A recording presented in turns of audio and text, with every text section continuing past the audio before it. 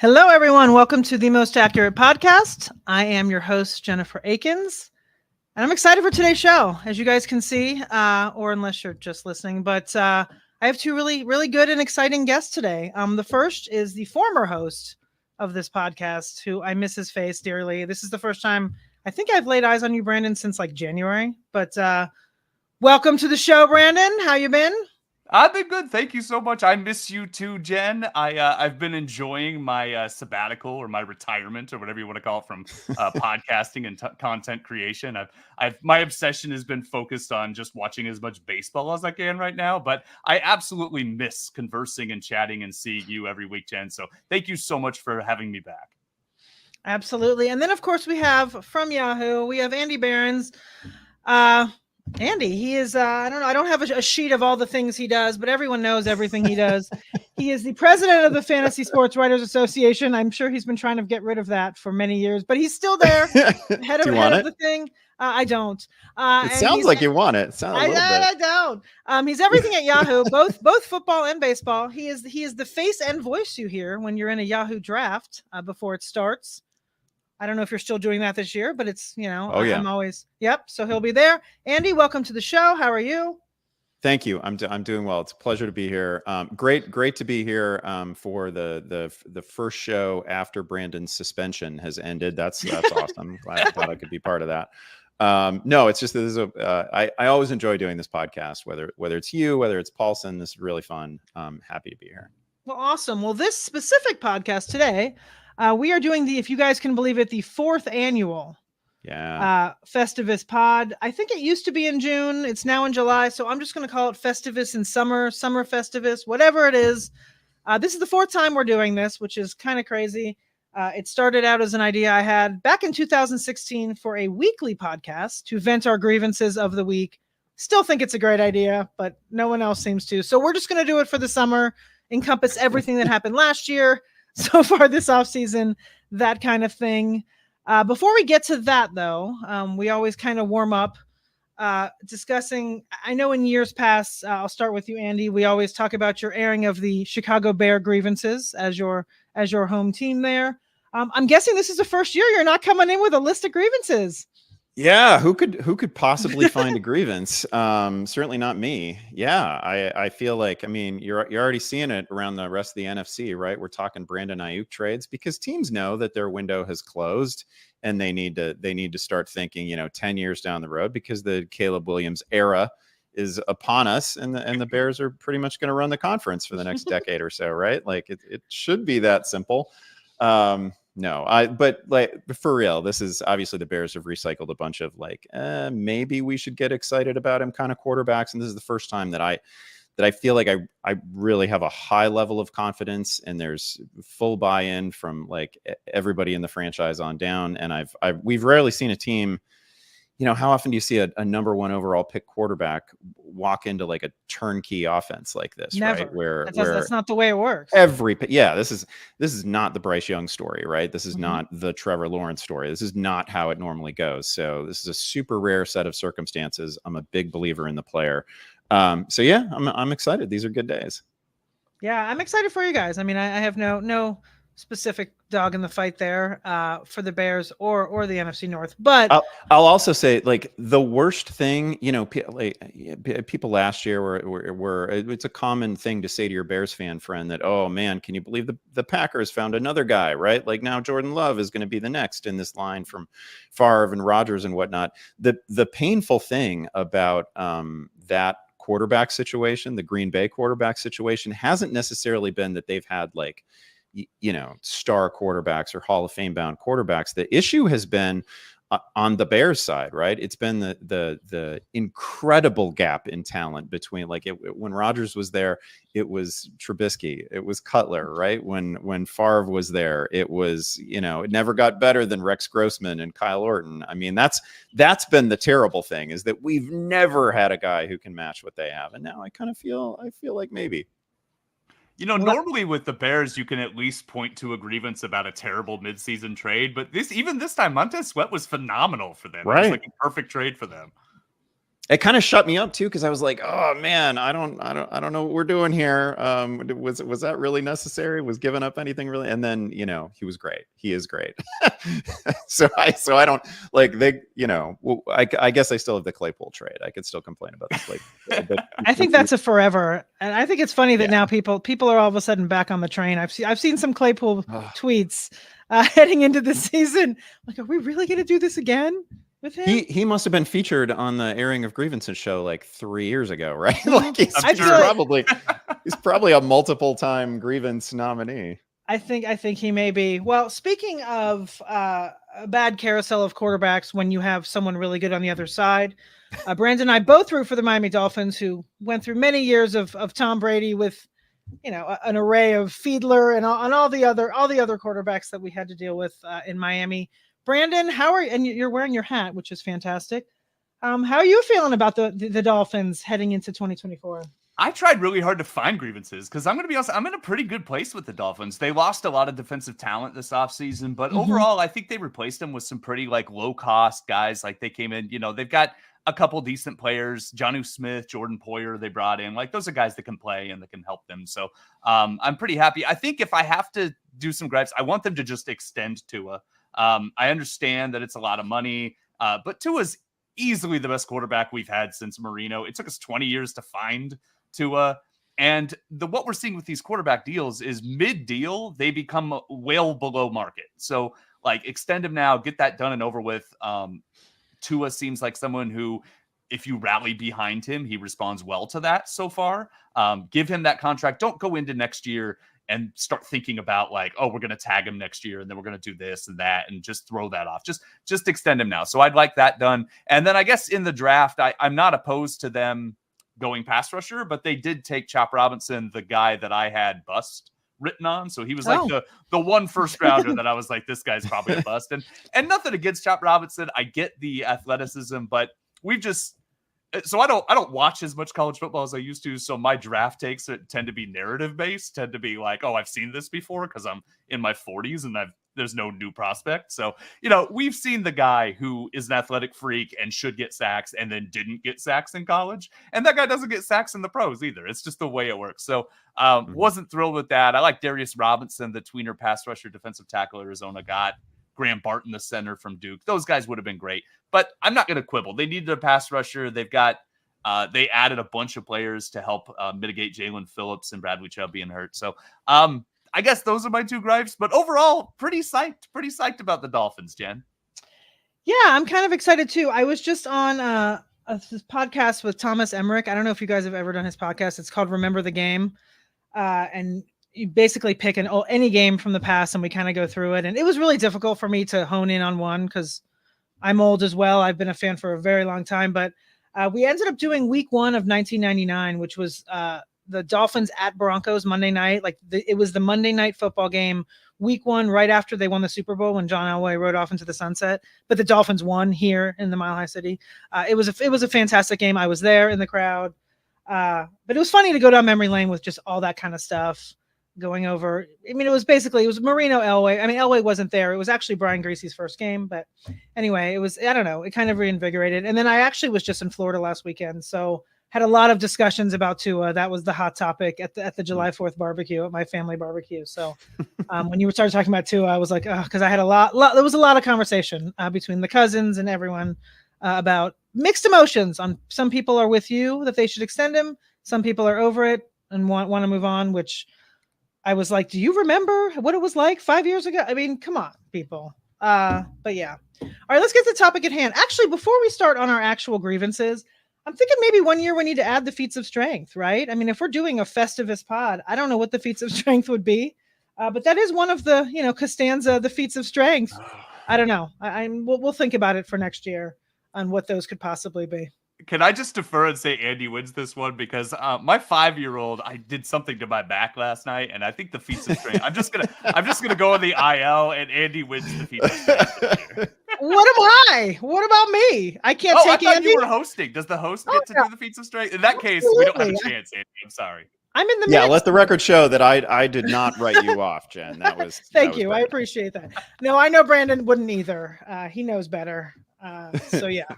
All right, let's get to the actual Festivus here. We have, let's start out with our main segment here, which is our grievances from last year. Can be anything from last season. We'll start with Andy. What'd you bring for us? Yeah, listen, I changed this one a couple times, but then I decided to eventually make it a little bit of a mea culpa. Just want to tell people that if I at any point led anyone to think that perhaps Deshaun Watson could be even a slightly better player last year than he'd been the season before, I want to apologize. Like I feel like I had him. I don't know if I had him QB9, QB10, something like that coming into the year, and you were still. I was trying to imagine the scenario in which he recaptures, the 2019, 2020 version of himself, and like it is wild to look at the season that he put together last year, partial season, obviously had the shoulder injury, and compare it to the prior year. They are the same thing. They are the same thing, like Spider-Man stat gif for stat. It is wild. It is absolutely wild. So 1,102 yards in 2022, 1,115 last year, 7 TDs both years, 6.5 YPA each year. Basically the same yards per game to within 2 yards, same passer rating, QBR, whatever you want to look at, like everything the same. I don't think you can look at the film and tell yourself a story, and you certainly cannot look at any of the numbers and tell yourself a story about Deshaun Watson being just even a scintilla better than he'd been in 2022, which of course was a disaster season, right? Like, so I don't know. I was just at a live SFB draft, and there was some enthusiasm at some of the tables for Deshaun Watson, and people are. There is a lane in the fantasy industry apparently where people are still talking about his ceiling. I just I can't see it. I don't have him anywhere near my top 20 anymore. Maybe that's an overreaction, but there was nothing in last year. And plus, like we saw that offense work with the withered husk of Joe Flacco, right? Like we saw it work with somebody who should not be able to run, like a modern functional NFL offense anymore. I can't get there with Deshaun. I think it's just, obviously it's one of the NFL's worst expenses. I don't know how he gets back after 2 consecutive seasons that were as bad as these have been. Yeah, it's been really ugly. I mean, when you mention SFB, like for me, I'd rather take Jameis Winston in like the 19th or 20th round and just hope that something else happens to Deshaun Watson, because I just don't. It's very strange, though. I mean, the cliff, it's not an age cliff per se. He had obviously the off-field issues and all of that, and then he just came back, and it just totally different quarterback. And like you said, exactly the same 2 years in a row, but the same bad. So yeah, identical bad. He's 28. He's not, he should be at his absolute best right now. And obviously there's a million complicating factors that intervened, and we kind of understand why the long lull. But it's just, I mean, he led the league in passing in 2020. That's not that long ago, right? 4,800 passing yards. Looked like we were just going to get, I don't know. It looked worst case scenario. We were going to get, 8 or 9 very solid Kirk Cousins seasons out of him with rushing stats too. Right. And now he's been about as bad as it gets for 2 years in a row. And they won some games that he started last year, but it was very little to do with him and almost everything to do with the defense. I don't see it for fantasy purposes, and maybe that's just my own lack of imagination this year. But anyway, I'm very sorry if I led anyone to Deshaun Watson last season. It'd be easier to be optimistic if he had like a bad supporting cast. But like you said, like it was a good team. Like he had a good team around him. It's great. He just didn't perform and just seems to be done. It's crazy. So let me ask you guys this, and either of you can answer, but I as far as Amari Cooper, right? I mean, I assume he's kind of the only, David Njoku, of course. Where does that put them? Because I've seen a lot of people are excited about both of them, and I'm pretty hesitant in my drafts with both of them, just because of that factor of who the quarterback is. I get the argument with Njoku because they paid him. He was great last year. He's always been, at a position that kind of collects hyper athletic human beings. He's always been one of the most athletic dudes at tight end. So again, he's just like at that age and point in his career where we really expect somebody to be at their absolute best. I get some enthusiasm for him, but I mean, did we not all feel better when like Joe Flacco was throwing him the football and when a rogues gallery of quarterbacks was throwing him the football? I think it really, I'd probably have Njoku. Like, I don't know, for all the things that people say about Kyle Pitts as like a generational athlete, like David Njoku is right there with him. And if I felt more confidence in Deshaun Watson, I'd have Njoku probably over Pitts. I can imagine a scenario where I'd have him as like the tight end 5, tight end 6, but I don't know how anybody can be confident in the quarterback situation. Brandon, you have any thoughts on that? Or you? I'll take Amari Cooper in the 6th round. I don't really have a problem with that. I think that's kind of a nice price point for what his upside and floor is. Obviously he's got to stay on the field. And I agree with pretty much everything Andy said about David Njoku. Everything else, and I've got a little bit about the Cleveland offense later in one of my other gripes, but yeah, I'm not super interested in anyone else there because of Deshaun Watson. All right. Well, while we're here, Brandon, why don't you tell us who you brought for your 2003 grievance? Yeah, so I didn't think Kenny Pickett could be that bad. Like, I know he wasn't great. I went into the season thinking that I was like, well, he was bad his rookie season, but he's got to have like a little bit of improvement. And if he has a little bit of improvement, then everybody around him is going to be good. And that Pittsburgh offense is worth buying into, right? But no, turns out Kenny Pickett can be even worse than I thought. He was so bad. His touchdown passes per game in his career is far below our favorite bad quarterback, Zach Wilson, who's 0.68 touchdown passes per game. So when this is the company he's in, it's really upsetting. Mason Rudolph played a third of the amount of games through half the amount of touchdown passes that Kenny Pickett did. I think Pickett hurt everyone around him. So I didn't have a lot of Kenny Pickett, but I had a lot of George Pickens, and I had a lot of those other players. Pickens, by the way, quietly over 1,000 yards. Not a bad season last year, even though he didn't do what everybody thought he would do. I'm still in on George Pickens. But yeah, Kenny Pickett, I just didn't think he could be woefully bad. I actually think he's so bad that I think he's going to be a terrible backup. I don't understand why Philly decided to bring him in as a backup. So, like, I used to say my backhanded thing I used to say about Ryan Tannehill was he's a great backup quarterback. Now, obviously, he had a couple good years there with Tennessee, but I stand by that. I don't even have that backhanded thing to say about Kenny Pickett. I wish him well, him and his small hands, but he's just a terrible NFL quarterback, and I just don't think anyone's fantasy hope should ever hinge on him again. I apologize for being woefully optimistic about him last year. It's pretty incredible in this era for any quarterback, any team. I think he had a 9-game stretch last year with 2 touchdown passes, right? And like a 7-game stretch with a single touchdown pass. You just like bad quarterbacks beat that all the time, right? Like that's just not. That's hardly imaginable. And I realize that he didn't like the best thing that you can say about him is that he avoided interceptions, but just a brutal. I mean, the offense just in a design sense was quite often a brutal watch, but Pickett himself just sad, like more than anything sad. And I also one of the things that I've often said about Pickett, and this,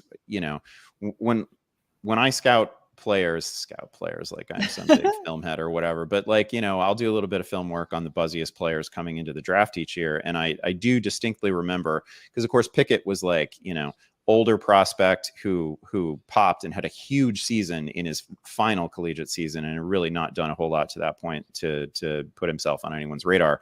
I do remember watching like his college tape, and everything I saw, I was like, oh man, Jordan Addison just saved his ass again. It was a lot of that. So I can't it's not like I was, really in on Kenny Pickett when he came into the league, but it's almost unimaginable to go like 9 games in a row and only throw 2 TD passes. That just doesn't happen. Like Bryce Young didn't do that. Nobody does that. Right. Andy used to have a fun game where he'd look and see who Velus Jones is older than. Like that was when he was a rookie. It was my favorite game that Andy brought to the show. My favorite game is who had more touchdown passes than Kenny Pickett last year. My favorite is Nick Mullins. Nick Mullins had more touchdown passes than Kenny Pickett last year. That's awesome. Well, my 2023 grievance is kind of a low-hanging fruit. I think a lot of people were frustrated with the Arthur Smith, Bijan Robinson situation. Excuse me. Bijan Robinson was his ADP. He was the RB3 last year, right? He was spot 7. I mean, he was a very early pick. So he did end up as the RB9 in half PPR points per game. However, he was the RB17. I'm sorry. He was the RB9 overall, but he was the RB17 in half PPR points per game. That's a huge discrepancy for somebody that played all 17 games, right? Yeah. I was looking at his, the touches. So from weeks 5 to 8, Tyler Algier had 4 more touches per game than him. There were other stretches like that. Super confusing and super bizarre. And obviously we were all annoyed by it. Anyone that kind of was excited about Robinson heading in, took him in the first round. He still ended up okay. But to be the RB17 and half PPR points per game when you're scoring a ton of points clearly in other games when you're actually being used, didn't really make any sense. So hopefully this year we get a different outcome from him because he's being drafted in the same spot. Yeah, well, the truly frustrating thing last year is that he always looked great, right? Yeah. Like the highlights were sensational.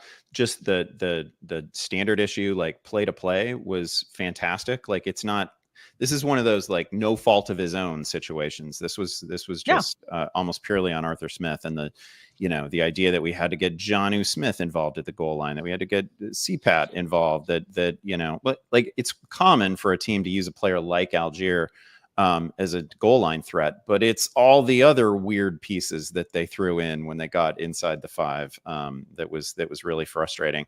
I'm coming into this year with Bijan like 3rd on my overall board, and I think I've got him pretty close to Christian McCaffrey in my mind. I think Bijan's awesome. I thought his best moments last season were some of the best highlights that you can compile, and he had a really efficient year too. It was crazy usage. Yeah, I mean, he's definitely a first rounder, and he's definitely up there. And now we have CPAT back with Arthur Smith in Pittsburgh. So let's see how that goes. See how many goal line carries he gives him there. Didn't Bijan have a game where like he was healthy and he was active that day, but then didn't get any touches, and everyone didn't know why? And Arthur Smith came up with some sort of excuse. Did that happen, or did I dream that? No, it did happen. But I think in the end, he had a headache. He might have had a migraine. Yeah. I'm not sure. Okay. I don't know. I think he had a migraine excuse, though. What a weird Atlanta season. It was super weird. And, that's another franchise. I'm sure that there's a lot of hype going into this year. They're very excited about what they have going on there. So, I'm excited about my favorite fictitious radio show moving from Chicago to Atlanta. It's Over the Mooney with Darnell Mooney. It's a love advice late night radio talk show. Chicago's gonna miss it, this fictional show that I made up. Atlanta's gonna love it. I can't wait to get that Sirius XM satellite radio so I can listen to that Atlanta thing at midnight. When you started saying that, I always in my head, for some reason, I thought it was Mooney over Miami. I don't know why. That's next year when he goes to the Dolphins. But when you started talking, that was in my head, like, oh yeah, I forgot about that. And then when you said it, I'm like, oh yeah, that's the wrong name. But maybe in Syndicate, Jen. This is going to be huge. I know. You've been talking that up for years. I'm ready as well. All right, moving on in our airing of grievances. As we move through the calendar here, we're going to go to post-free agency trade grievances. Anything that kind of happened in between the season and the NFL draft. We will start with Andy. What's your grievance?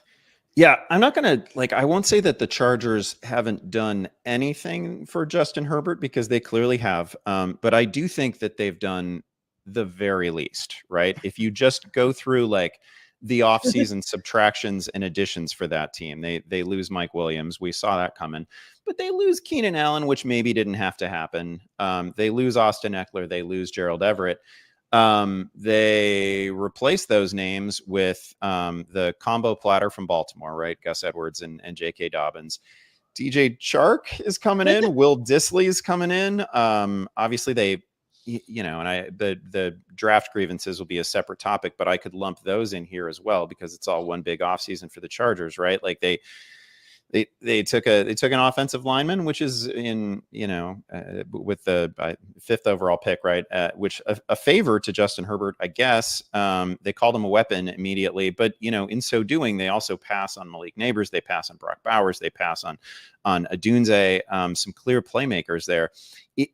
It is, I guess what I'm getting to is, Justin Herbert is 26. He has a 5,000 yard season on his resume. And there is a very good chance that Justin Herbert is one of the 10 best quarterbacks in the NFL right now. I don't know. I'd have to go through and rank them for real life purposes. But man, you got a guy like that, and they're hemorrhaging talent and perhaps not replacing it at the rate that you'd like to see. And it sure seems like they're building an offense that really only wants to throw the ball maybe 410 times per season.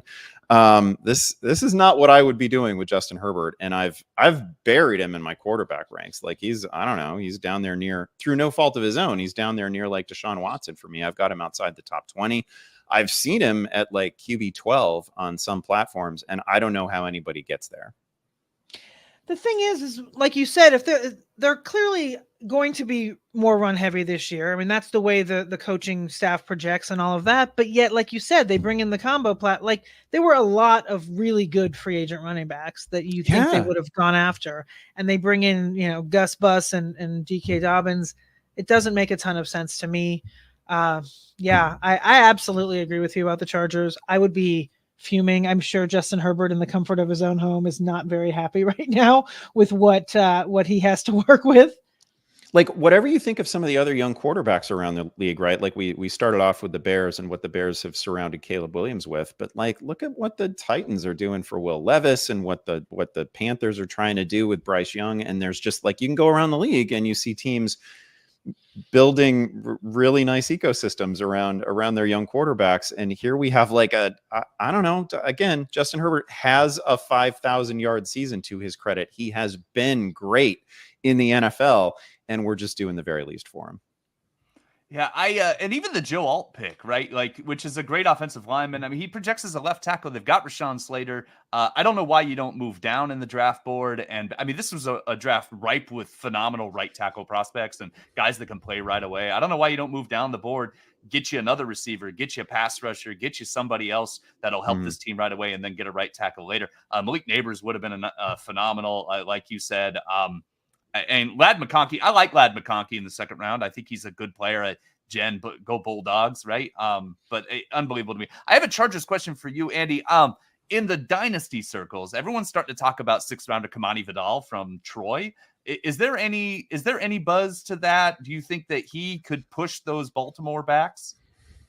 I'll tell you, like, my short take on Kamani Vidal is when somebody's coming from like the Sun Belt Conference, right? This is unfair, but I want to see, I want to see like 1,800 yards. I want to see 2,000 yards. I want you gaining 7 yards a carry, 7.5. Like I want you to absolutely take a flamethrower to the competition, and that didn't exactly happen. I think he's good. They draft him at a place where there's zero long-term commitment to the player. And I think I'm going to allow for the possibility that Vidal is a thing. That could definitely happen because we see undrafted running backs all the time pop, like that happens. But I think it's more of an indictment of Dobbins and Edwards than it is like, I'm not personally particularly bullish on Vidal. I haven't seen a lot that makes me say, wow, that is a future star. But we also know, like, we know that Jim Harbaugh in his heart of hearts and Roman in his heart of hearts would just love to run the ball 35, 40 times a game. Right. So, and he is currently a guy on the depth chart. So we have to draft him late, but I'm not, I'm just not like, I'm never your guy if you want somebody to come on and tell you that like whoever 5th round, 6th round pick, 7th round pick is, I'm rarely going to bang the table for that guy. And I don't feel that way about Vidal. See, I need that reasoning, Andy. That's what I'm looking for, that reasoning from you. I need it because I get too excited. Jen's known this about me for years. So is Gus the guy we're taking, Jen? Like yeah, I mean, if we're taking somebody there, yes, because I feel like J.K. Dobbins is just, he's scary, and we all hate to use the word injury prone, blah, blah, blah. But the guy, I mean, he's coming off yet another knee injury. I mean, I guess it's Gus, but I can't say I have too much invested in that backfield. And it's frustrating because, like we all just agreed, they're going to run the ball a lot. So somebody, but I don't know. I'm not sure. For me, it's Gus, but yeah. People don't like injury prone. I've moved to injury established. That's what I say. He's injury established, meaning he's established himself as someone who's injured a lot. That's where I go. I mean, more than the prone part, he is once again coming off another injury. I mean, that's a fact. So that's not that is what's happening. So it's true. And Gus has had his moments. So yeah, I mean, for me, if I'm taking somebody in that backfield, it's him. And I mean, they're all relatively cheap. So it's not like you're going to be investing a lot of draft capital in any of them, but we know they're going to run the ball. I mean, it's similar. Yeah. Okay. Let's move on to Brandon. What do you have for us for the post free agency / trade? Sure. So just to preface this, Andy's answer is the correct one. It's just there isn't a better answer than that, right? The Chargers they said, you know what, Justin Herbert, we're going to get rid of everybody, and here's Ladd McConkey, and that's it. Like that. I mean, it's really hard to justify that. But I don't like all the murk in Cleveland. Like even if you're trying to get backup quarterbacks, right? Like Jameis Winston, Tyler Huntley, they brought in too. Why did they bring in Tyler Huntley when they've got like 4 quarterbacks that should be rostered in a backup role, and they brought in Deontay Foreman, right? So you got Nick Chubb coming back from an injury, and Jerome Ford was pretty good last year, but Deontay Foreman can play, so that's a little shaky, like not really being too excited about which backup running back I'm grabbing. And then, we all wanted Elijah Moore and Cedric Tillman to take a step forward, but here comes Jerry Jeudy, who's going to come in and be disappointing. So it's really, really hard to get excited about anybody in Cleveland. We talked about this earlier. Andy mentioned that Deshaun Watson doesn't inspire a whole lot of confidence. I just, all those ancillary pieces that maybe you could talk yourself into are harder to talk yourself into now. So I don't like that Cleveland just decided to go volume with players instead of coming with like an actual plan. And it ruins a lot of players for me. Like Deontay Foreman, someone you can pretty regularly grab as like a late round backup running back who's probably going to get 3 starts a year in relief and be a quality player.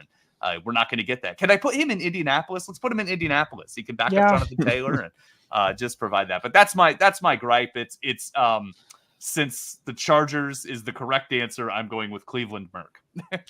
Brandon, I was just about to say, when you're mentioning the Colts, I was just about to say that's where Leonard Fournette's going to end up. And literally my cat Twizzler just came around the corner. I didn't even say the word Leonard Fournette. It was in my head.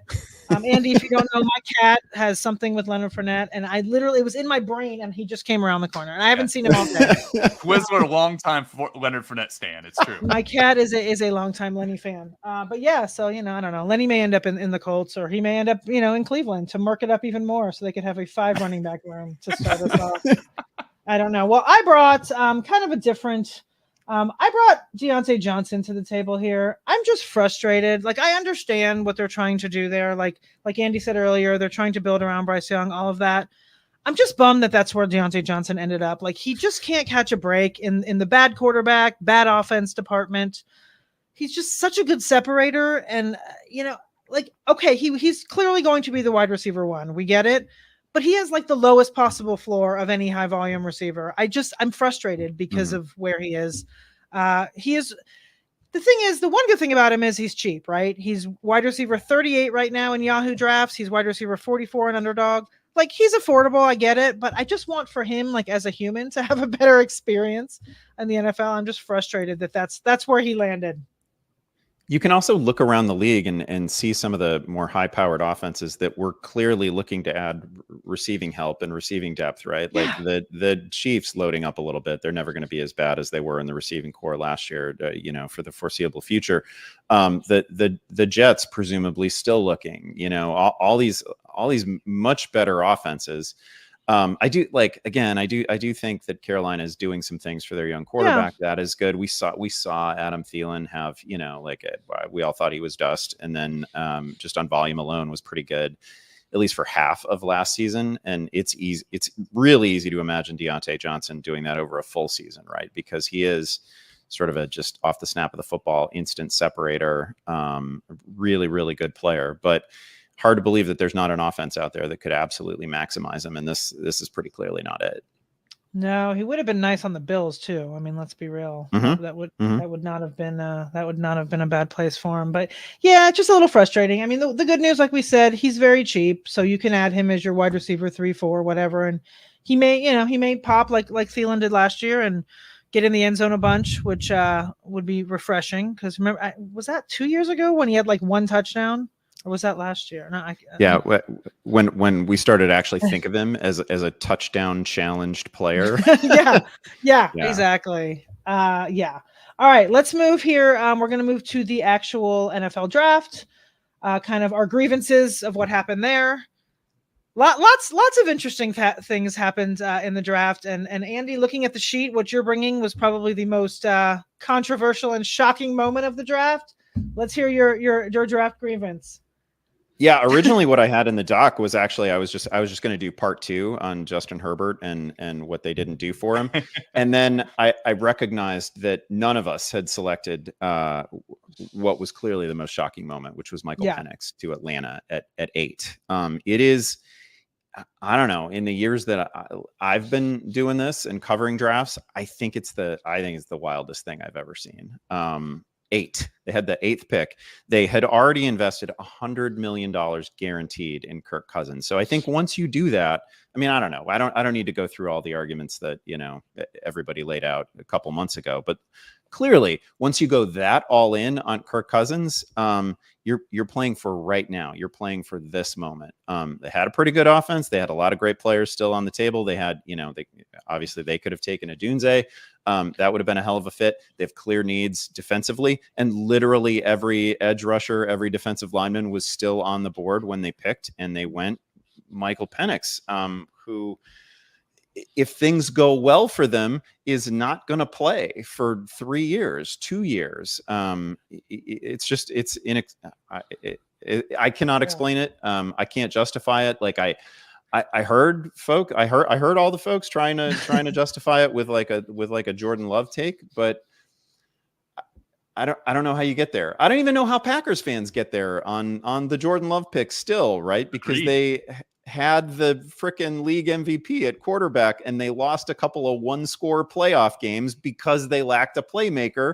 And I can't guarantee that like T. Higgins in place of Alan Lazard or MVS or whoever would have gotten you past, whoever it was, the Niners, the Bucks. But probably at least once. I mean, they probably whiffed on a Super Bowl by doing exactly what they did.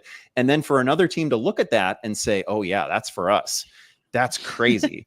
And then the flip side of it, of course, is that Penix, he's 24. He's ready to go. This isn't like JJ McCarthy coming in 3 years younger, right? And maybe he can say Penix probably shouldn't sit. And there's a bunch of teams, look at the Raiders, look at, obviously the Broncos add Bo Nix, but that probably isn't. Maybe it's who they wanted. I don't know. I liked Penix better than Bo Nix. Imagine him as a pick in Seattle with Ryan Grubb. I don't know. There's a whole bunch of better places that Michael Penix could have gone and probably played pretty quickly.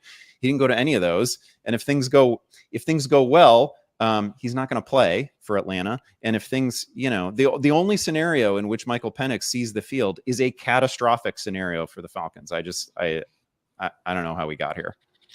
That was a mouth agape, like what moment, like one of those, like, remember where you were when, I mean, we were just staring at the TV like, what?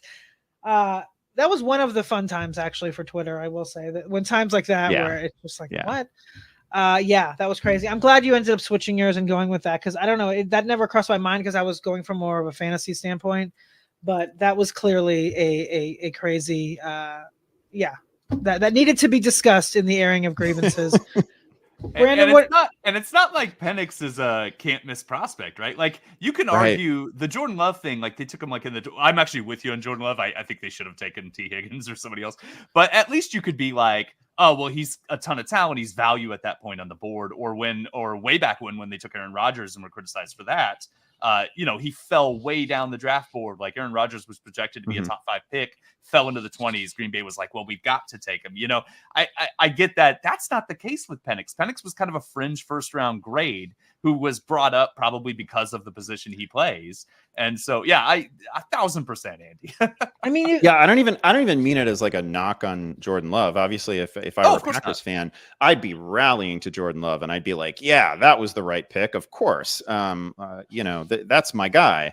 But I don't know, probably cost him a Super Bowl. It probably did. And it's true. And again, I'm with you. It's nothing against Jordan Love, but if Jordan Love doesn't win them a Super Bowl, then you do question. That's the stakes by which they were playing at that time. But you think there's, like you said, Andy, so he's at least three years away from playing, right? All things being like, they couldn't have drafted somebody else. And then it's not like we said, Michael Penix is a generational quarterback that they had to have at that moment, that they couldn't have found somebody else within the next 3 years. I mean, I'm sure they looked and maybe there were prospects that they didn't like in next year's draft class. Sure. Yeah. But it seems like such a random thing to do, especially that high up in the draft when there were so many players still on the board. Again, a team with clear needs, not a team that is like, they're not where the Packers were when the Packers took Jordan Love. Like, you could at least tell yourself, well, this is a 13-win team regardless. This is a great team. Atlanta needs stuff. They're not a finished product. They just happen to have solved the quarterback problem. Crazy. All right, Brandon, what do you have for your what is your draft grievance? Yeah, so I don't like that Jalen Polk went to the Patriots in the second round. So I like Jalen Polk, right? He's 6'1", 203 pounds, ran a 4.52, but he wins contested catches, 9 touchdowns, over 1,000 yards last year, opposite Roma Dunze in Washington, right? I like the kid. I think he could be a quality, like, big slot type of player, maybe play a little bit of flanker, but I'm now going to call him a bust, and I liked him going into the draft. But I'm just going to name 7 guys for you, all right? Tyquan Thornton, N'Keal Harry, Aaron Dobson, Taylor Price, Brandon Tate, Chad Jackson, Bethel Johnson. Those are all the receivers the Patriots have taken in the past 22 years in the first 3 rounds. The Patriots don't draft receivers well. Now, I understand it's a new regime. I get it. I understand that. But there's no reason to think that this ecosystem the Patriots have in place are going to nurture a new receiver and all that. So I'm just going to walk away. The last time the Patriots drafted a good receiver was Deion Branch in the second round in 2002. Like, it's just not what they do. They're not capable of it. So that's my big gripe, was that a player that I liked went to the Patriots in the second round, and now I have 0 dynasty shares of it. So they drafted 2 wide receivers this year, right? They have Javon Baker as well. I liked Baker too. At least they took him later, you know? They did. Oh, I know, but that's an interesting offense in general for fantasy. I don't know about interesting, more of just, I don't know. I actually just dropped an article this morning on navigating the running back dead zone. And so I was kind of having to just go over Ramondre. There's just a lot there that there's just a lot of question marks. I mean, they're all very inexpensive, but I don't think I will be having very many Patriots on any teams, whether it's best ball or redraft. I just can't really stomach it. Yeah, the only guy is in return specialist leagues. Antonio Gibson's interesting, but outside of that, not much. Andy, there are like 4 return specialist leagues out there. I mean, we're talking about it a lot right now because they're return yards and Scott Fishbowl, but nobody plays with return yards, right? So, like, yeah, it's really difficult to make a case. The one thing I'll say, and this isn't really even connected to anybody currently on the Patriots, is that we oftentimes we make huge mistakes when we decide that a team is just a wasteland and we should write it off, and we're wrong all the time in the NFL, right? So, like, I want to leave open the possibility that, like, Drake May is a thing and he plays early and he's much better than, people are forecasting. And there's not really a, oh gosh, are we going to get Jacoby Brissett sort of thing going on here? So it is certainly possible that expectations are low enough that they will almost certainly exceed them. I don't like to write off very many teams generally. And I think Ramondre is a really good player. So I'm happy to take him. It is very difficult to imagine anybody on this team, like, who's going to lead this team in touchdowns, and what is that number going to be? That number is going to be like 6. Like, as you actually forecast this team out on an individual level, it is really hard to get to an exciting season for any individual player. Yeah, I mean, I will say I will take Demario Douglas. I like him. I think I actually had him on a couple teams last year, and I feel like, for me at least, he's the guy that I want there. But at the same time, I mean, want is a relative term, I guess. All right, well, let's move on to my post draft grievance. I'm going to homer it up, shockingly. I'm going to talk about Brock Bowers. I love Brock Bowers, no secret here. I was very, very excited for his tight end 1 entrance into the league. Lots of really good places he could have landed. And, he ends up with arguably the worst quarterback situation in the NFL. I mean, I think he's still going to be fine. I mean, right now he's a tight end 11 on Young. He's a tight end 10 on Underdog. So clearly, people still have him in that low end tight end 1 category. But I really was hoping he ended up somewhere a lot better. I've watched him, in all of his college games. Love the guy. Fantastic talent. Just kind of bummed on where he landed. I mean, that's not, not anything new or exciting that I'm bringing to the table, but it's, how it's, yeah. Yeah, the other thing there is just like his coordinates within the receiving hierarchy for the Raiders, like setting aside the fact that the quarterback situation is terrible. Devontae's an all-time great, and he's still a Raider. Jacoby's really, really good and coming off a very good season. So it's not like, it's just a total turnkey situation for Bowers.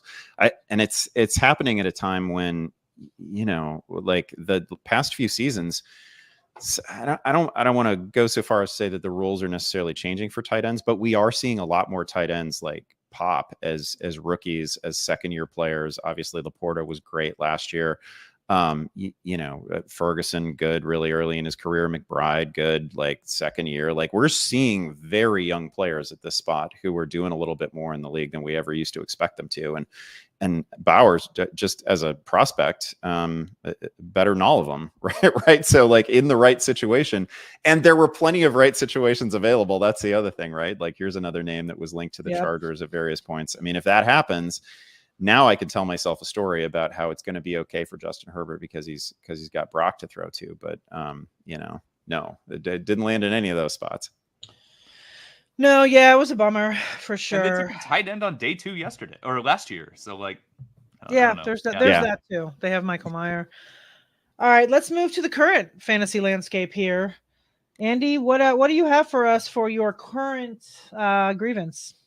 I thought I was going to be the Anthony Richardson guy coming into this season, and other people have beat me to it. So I feel like I'm. We always need to look for that quarterback who has, because I think in the last 5-6 seasons, we've legitimately seen a number of quarterbacks have like sort of golden ticket seasons, right? And with guys who used to be that you'd draft your quarterback in the late, if you were any kind of sharp player, you would draft your fantasy quarterback in the late rounds because there wasn't much separation between top guys, between the guy who would finish like 12. But now there is. Now over the last like 6 years, we have seen every year somebody delivers an all-time season. Josh Allen has delivered 3 of them. Lamar gave us the all-time per game scoring season. Patrick Mahomes gave us the all-time total scoring season. Like it's happening all the time, and these guys carry you to the playoffs. But the key really is to find like Mahomes in his first year when he breaks out, or Lamar Jackson when he actually breaks out. And then you're able to get him at like QB 11, QB 12. And you get QB1 production. And I thought that guy this year was going to be Anthony Richardson. And it turns out that we're all just calling him QB1 to QB4 right away. Right. And he goes, you're in a super flex. He's going to go in the middle of the first round. Yeah. You're in a typical draft. He's going to go like in the 4th round, which is not in a 1 quarterback league. That is still not where I'm ready to take my QB. So I've been priced out on a guy that I thought I was going to be, one of the leading voices for Anthony Richardson this year. And it turns out I'm just like in the background of the chorus. I'm in like the 4th row of the chorus. Yeah, I think last year was when we had to get him if he, sadly didn't get hurt, but I feel like he was kind of the Jaden Daniels, right, of last year as far as the Russian guy that we all want. I drafted him in a bunch of spots last year and it was tough. But I agree with you. His price is definitely way before I'm ready to take a quarterback in redraft as well. So I am unfortunately out on him. Brandon, what do you have for us in the current day? Andy, Caleb Williams in the 10th. Is that your new guy? I'm just curious. It is in fact my new guy. I think Caleb is again, we mentioned it at the top, and I am a Meathead Bears fan, but I do legitimately think this is correct. We just never see a quarterback picked first overall come into a situation like this. So I think the other thing that, as you go through and you try to project each individual player in this Bears offense, you can give very conservative numbers to everybody up and down the list, right? Moore, Allen, Adunze, Kmet, Swift. You give very conservative projections for those guys, and you're still going to get to about 4,400 or 4,500 passing yards for Caleb Williams. Like, it's really hard to avoid. And we know there's going to be some nice rushing moments along the way too. So I think he is actually a prime late round quarterback candidate. That's my guy right now. That's the guy I'm looking at. Everything that you described, what you were hoping with Anthony Richardson. The guy I'm worried about is Devon Achane. I love Devon Achane, but he seems like a really volatile player to me. Raheem Mostert's not going anywhere, at least while he's healthy. And he's been healthy the last couple of years. I mean, obviously, I don't think Mostert's going to get 20 plus touchdowns again this season, but and obviously, I think Achane's going to have huge explosive games, but high third round, low, late second round. I'm probably not looking at a running back at that point in the draft. And so I'm going to be sad that I'm not going to have any Achane on my rosters this year. I'm going to be probably loading up on receivers at that point and try to bargain shop running backs later. So you're not buying the Achane added muscle mass, best shape of his life. Though he's going to be, even though he's kind of a teacup sized player, he's what usually happens with those guys? They usually tear something when those running backs come out and they add muscle. No, but I know it's coach speak, and it's 'tis the season. Yeah. Everybody's in the best shape of their life, and they've added muscles, and they usually get the cool photos that are a little bit exploitative and focused on like really meaty calves, and everyone gets really excited and things like that. But yeah, no, I wish that I could just have him on my roster so I could just root for him as a Dolphins fan all year, but I'm just going to take Mostert later and focus on receivers at that point in the draft. Yeah, I agree. I have been not taking him as well. I think he's way too pricey for the Mike McDaniel offense and the situation. They're both going to get work, and you have Jalen Wright. I mean, we're not really sure what's going to happen there. He could creep in, but I'm with you. He's definitely a little pricey there. He's not, all the running backs that are going in, the first two rounds are lead backs, right? Actually Gibbs really has that share too. And he's priced pretty high as well. So he's too high for me too. Yeah. Yeah. He's definitely priced a little bit too high as well. Where are we here? Oh, okay. So, excuse me. I guess it's my turn for my grievance. This is kind of lame. And honestly, I think it was the exact same grievance I had last year. We're just going to roll the tape again. But the best ball algorithm hates me. I can't get any of the guys I want. I either I have the first pick, which I guess I could take the guys there, or I have like 9 through 12. So I can't get Tyreek. I can't get Chase. I can't get Bijan Robinson. I can't get Breece Hall. I can't get these guys I want. And it's frustrating. And once we get to redraft time, hopefully I will be able to do that. But in these best ball drafts, I have so many of teams that look similar because I'm in the same spot and I just keep getting. So your gripe is, I have so much McCaffrey. No, I will say this. I'm mostly in the 9 to 12 range. So the McCaffrey is sprinkled in, but I have the good news. I will say this is I have a lot of Amon-Ra teams before receivers came out on Netflix. Now he was like, seriously, his ADP was like 10 or 11. And now he's up to like 4 or 5 in the drafts I've done literally since receivers has come out. He has climbed 4 or 5 spots. So I do have a lot. Yeah. I do have a lot of like Amon-Ra, Drake London, Amon-Ra, Garrett Wilson. I have those teams because he was cheap, but his ADP has, I should have looked it up exactly, but he is clearly risen. I saw him go 4th and I saw him go, I think 5th yesterday. And he was going at 10 or 11 earlier this summer. So that show has clearly done something, I guess. But I did draft him in Scott Fishbowl, so I was glad while watching the show that I already had him safely on my Scott Fishbowl team. Can I since you mentioned Tyreek, who was I was going to try to find a sort of backdoor way to talk about Tyreek at some point, and I knew we were going to have some Dolphins talk. I'm pretty close to having him as a tier of his own receiver, and I I was surprised to see us coming in to draft season and best ball season. I was a little bit surprised to see CeeDee Lamb as basically consensus number one. Like, I feel, first of all, I love the Dolphins offense. I love its design. I feel like people may have, I don't know, have we forgotten that Tyreek made it 12 games into the season and was on pace for a 2,100 yard year? Like, unbelievable. I just think I think he's physically different than every other player at his position in the NFL, and he gives you certain athletic advantages that are just unsolvable. I think he's legitimately a different sort of player, and I think if you made me tier the position, nobody makes me tier positions, but if you made me tier the receiver, I think I'd have him as a tier of his own guy. He's pretty special. I don't see CeeDee Lamb I think the league's first 2,000 yard receiver is in the league right now. I mean, I think Tyreek's ceiling is like 2,200 yards. Like, I don't think anybody else in the game has a ceiling like his. He's he's a pretty special player. He's a pretty interesting off the field study as well. But yes. we won't go into. I'm a Dolphins fan. Let's not get into that. I know. Focus on that. But listen, Brandon, you and I have talked many of times about whether we will draft scumbags or we won't draft. Tyreek Hill is a scumbag that I will draft. Yeah, I think we come down to everyone has a price. Everyone has a price. I will clearly. Tyreek Hill is beyond that. The morality. He's a player that you have to take. I mean, given the situation, if he doesn't get hurt, he's probably the MVP last year. I mean, unbelievable. Yeah, the season he had. Yeah. He breaks all records if he doesn't get hurt. Yeah. Mm-hmm.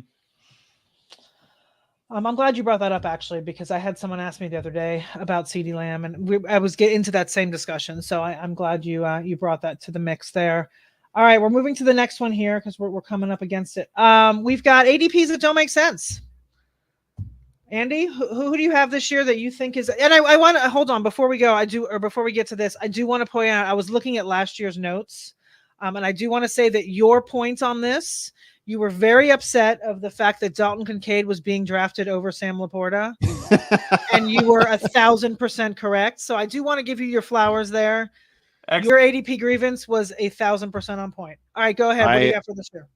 I have to tell you, if it had gone poorly for Sam Laporta, I would have had to resign from Yahoo in disgrace because I was pretty clearly the same. Anybody who gave me a platform to talk about, whether it was sleepers, rookies, whatever, I always talked about Sam Laporta. So that would have gone really bad for me this year.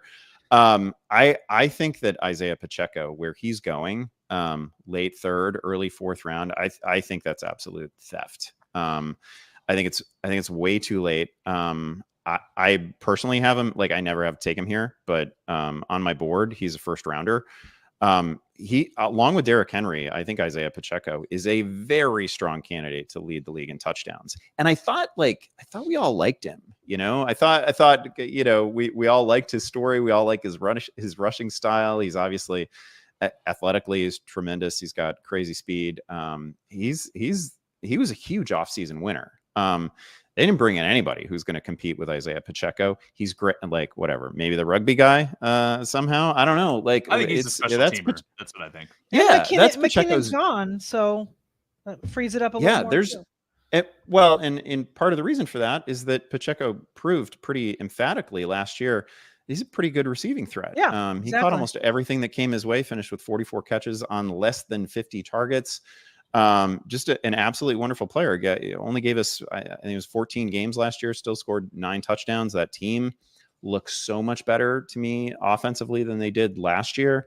They're going to average 30, 33 a game. Isaiah Pacheco can score 18 touchdowns. I don't even think that's not hot takey to me. That doesn't even seem weird to say. I think there's a really good chance that Isaiah Pacheco is top 3 in the NFL in touchdowns. And we're taking him as a third tier running back. I think it's nuts. I agree with you completely. I read that. I was like, yep, I'm right there with you. Brandon, what do you have? What AP doesn't make sense for you? I have a lot of Pacheco. He's he's kind of an automatic for me in the fourth. I do a lot of 3 receiver and then Pacheco builds is kind of something I've been doing a lot of. Yeah. I'm still pounding the table for George Pickens. I know I was doing it last year and it kind of worked and kind of didn't last year. But I'm just going to say the same thing I did last year. The quarterback play can't be any worse. And obviously last year it was. But I think with Russell Wilson, Justin Fields, either way, it's going to be okay. And Pickens wasn't bad last year. So now you get him in the late 5th round, I think, as your wide receiver 3. I think it's stealing. I think he's going to be really good. There's nobody else there. So I think Pickens is going to be excellent. And he has those explosion weeks and that big play potential that I think, will make him worthwhile. So I'm every draft, late 5th, early 6th, I'm taking George Pickens. You're not getting any arguments from me on the Pickens train. So I brought Jayden Reed here to the table. I don't understand. He's a 5th rounder on Underdog. He's a 7th on Yahoo right now, which I know it's early ADP. That's a little more palatable. I don't get it. I mean, Jayden Reed was okay last year, right? He averaged 4 more half PPR points per game when Christian Watson was out. Christian Watson's back. You have Josh Jacobs. You have 2 healthy tight ends.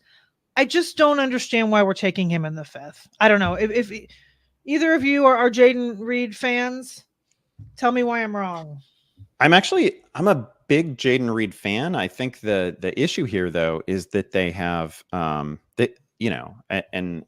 probably going into last season, I would have said, wow, receiver, huge weakness for the Packers. I don't know what they're doing there. They now pretty clearly have the deepest receiving core in the league. Yeah. Not the best necessarily, but I don't think anybody goes deeper. Because beyond the guys like Bo Melton's good. They got guys who are like 4th, yeah, Romeo on the Dobbs, depth chart, Montavian Wicks. I didn't even bring up are those totally playable. Yeah. Wicks is great. Wicks, and he shamed every Bears defensive back late in the year. Like that whole receiving core is really good. So I definitely think that it's going to be one of those teams. It's like, it's like Drew Brees back in the day where like the only safe way to invest in the offense, at least in the passing game, was to invest in Brees. It's going to be like that with Jordan Love, right? Because feels like a bit of a spin the wheel situation. I'd probably Reed is probably my favorite player from that group. I think he's really good. And they scheme up some pretty fun opportunities for him each game. Christian Watson is a wonderful idea. We have yet to see it actually materialize over a full season. So I think Reed is my favorite, but I just can't pull the early trigger on any of them. Yeah, like I said, 5th round to me is just steep. It's not that I'm out on the player as a whole. I just think 5th round, I think at that point you're still taking teams wide receiver, 1s, very good 2s, and there's just too much murk there for me to I don't want to say waste a 5th round pick, but I just feel like there's more. You're losing opportunity cost, I think, if you take Jayden Reed over some of the 2 good receiving tight ends in Green Bay too. So yeah, no, that's what I said, and they're both healthy this year. So I think we'll skip the last segment just because we're already over an hour here. I don't want to take too much of Andy's time and my retired friend Brandon, who rode off into the sunset and decided I'll hang out.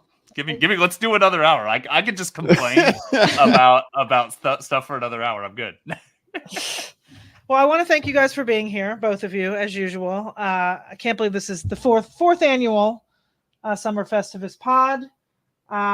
As usual, we like Brandon just said, we could sit around and complain about everything for a long time. I feel like we've done this podcast long enough that we should begin actually sending trophies to the players that we name.